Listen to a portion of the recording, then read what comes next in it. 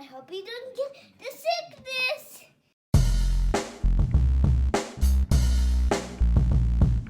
My boy Kurt is a stay-at-home dad, watching Disney movies he never had. His daughter digs through all the VHS, crushing the classics in a princess dress. Informed like Scuttle, Kurt's got your ticket, making it real like Jiminy Cricket.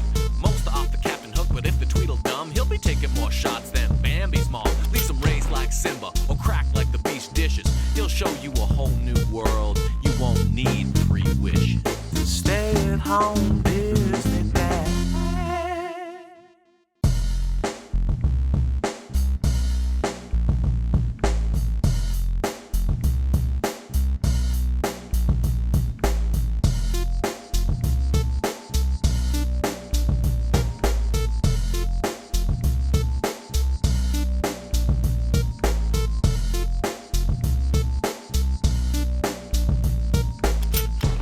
Country Bears on VHS 2002. Gotta be one of the last VHS tapes Disney ever put out. I'll look up that list someday, not today, but someday. The Haunted Mansion trailer is up first. This is great. I've never seen this before. They put a beat underneath some symphony melody. It's effective, and I reviewed it. 101 Dalmatians 2, Patch's London Adventure. Quote, it's a one-of-a-kind movie, and I reviewed it. Ad for Inspector Gadget 2, there's a line that says, now it's up to 1 tool. I wasn't ready for that. That made me laugh. That's great. This movie looks so stupid, it's almost charming. The now it's up to 1 tool line really pushed this across the finish line for me. Up next, if you like Beauty and the Beast, you'll love Belle's Magical World. And no, you won't. Oh my god, you won't. If you love Beauty and the Beast, take this sequel to the backyard, bury it deep in the dirt, and put a cross on the grave to keep it safe.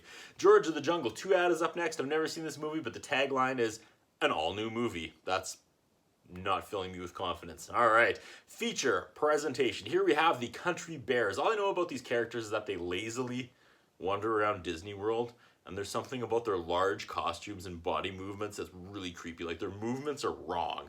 I don't know enough about mascots to really break down what's off about them, but trust me, something is weird.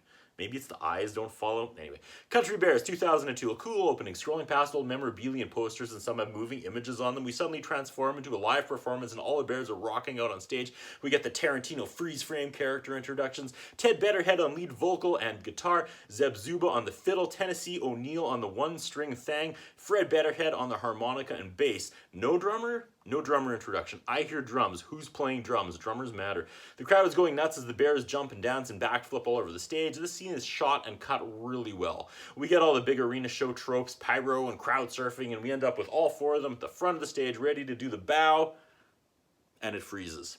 And the text says, Country Bears farewell performance, 1991. They broke up after their 91 hibernation tour. One bear is watching a documentary about the Country Bears and Country Bear Hall. They actually get Willie Nelson on camera saying, I learned a lot from these guys, and that's why it was so sad to see them go. Which is funny because he doesn't actually ever say Country Bears, so I wonder what band he was actually talking about when they took that clip out of context and pasted it into this movie.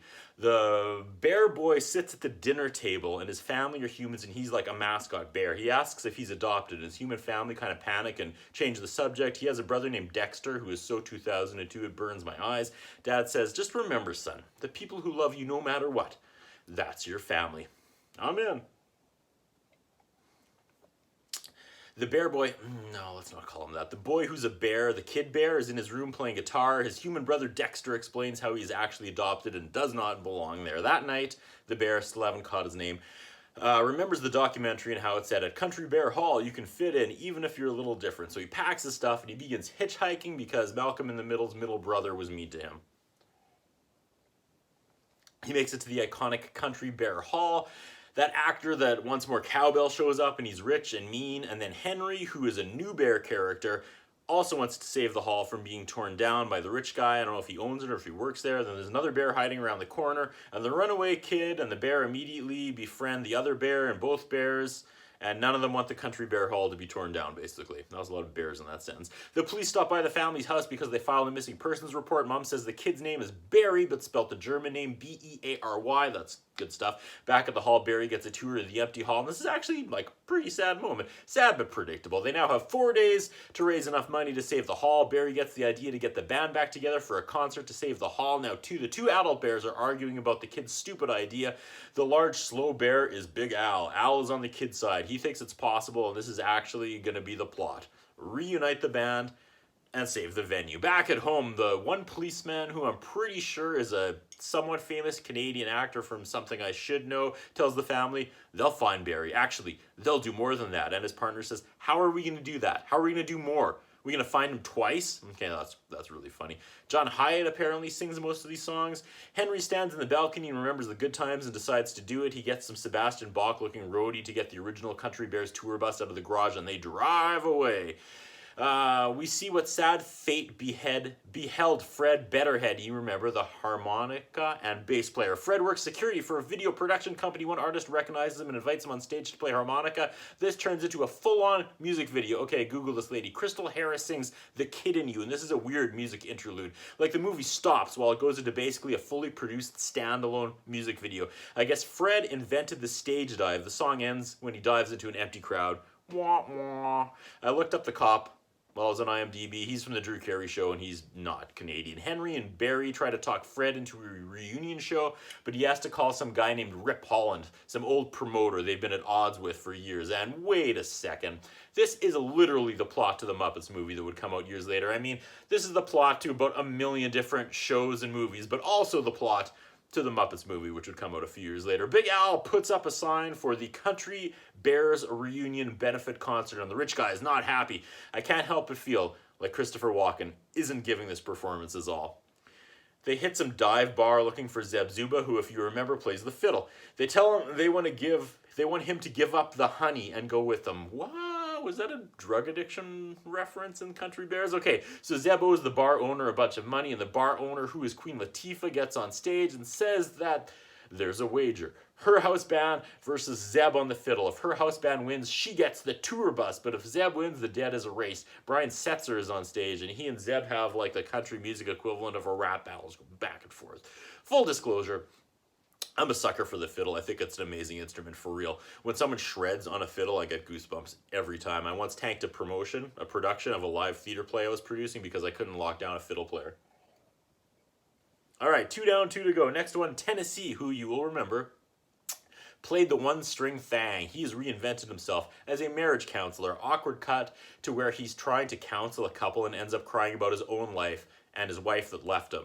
This one's a swing and a miss, folks. This is more uncomfortable than I imagine they thought it would be. May have looked funny on paper. The Bears shows up, and he's like, don't tell me, we're getting the band back together. He continues crying over dinner and says that his wife ran away with some rich millionaire real estate guy. Wait a minute, what are the chances it's the cowbell guy? The waitress recognizes them and says she's trying to get her singing career off the ground, and she does a cover of Kick It Into Gear, and of course she breaks into a full song while the cooks play pots as drums and the other waitresses sing backup. I know this is no different than any other musical, but for some reason these musical parts, these interludes, just seem really forced in this. Let's Google this last. Wow, that is Jennifer Page. You may remember her from her 190s hit Crush. The restaurant has transformed into a huge venue and all the patrons are now pulling off fully choreographed dance numbers. There's probably one super annoyed family in the back that just wants a refill of Coke, but that's neither here nor there. They can wait.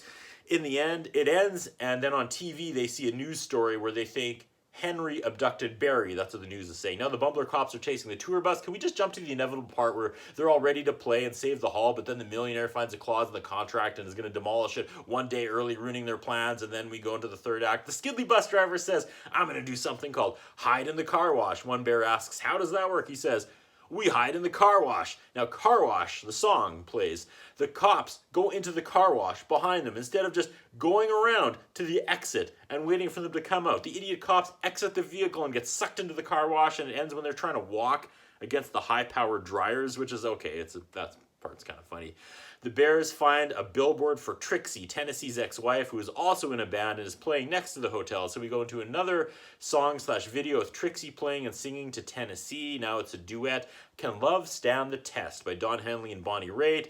Like, it's the mascots on stage, but Raitt and Henley are singing the song for real. It's their voices. Then it ends. We cut to a shot of Raitt and Henley in the crowd clapping, and she says, they were great. And he says, yeah, better than the Eagles. Yeah, you suck rocks, Eagles. You got dissed by the Country Bears.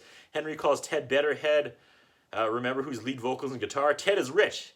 They're going to reunite. They say, we want to reunite, and he hangs up. But then he lies and says, Ted's in anyway. So they go to the mansion, and oh my Elton John is the gardener, and he tells them Ted isn't there. He's at the country club. Elton John, acting in the Country Bears. They head to the uppity country club, and not surprisingly, the redneck bears stand out like a sore thumb. Ted is embarrassed to see them. If Ted's a millionaire, why don't they just ask him for money?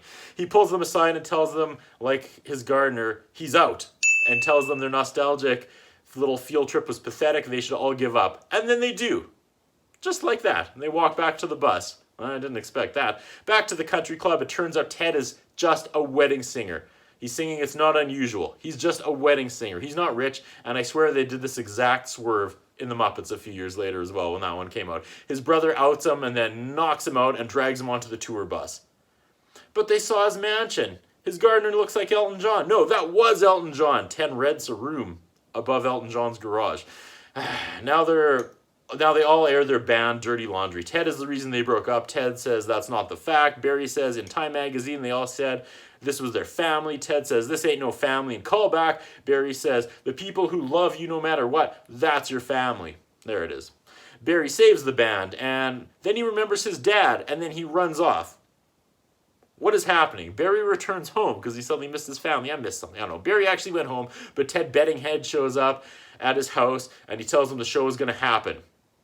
But the cowbell property owner guy kidnapped the bears and the bus driver by gunpoint. Wow. Barry's human family want to help. They all pile into the human's car and they speed away. The evil landowner can't have them ruining his 30-year plan. Turns out Christopher Walken was actually some kid the bears beat at a talent show years ago when they were just starting out. It was a quick flashback from like 40 minutes ago that I didn't even mention, but now we see the other side of it and it makes sense. That was a nice little swerve. I'll give that writing a thumbs up. I've predicted most of this movie, but I didn't see that coming.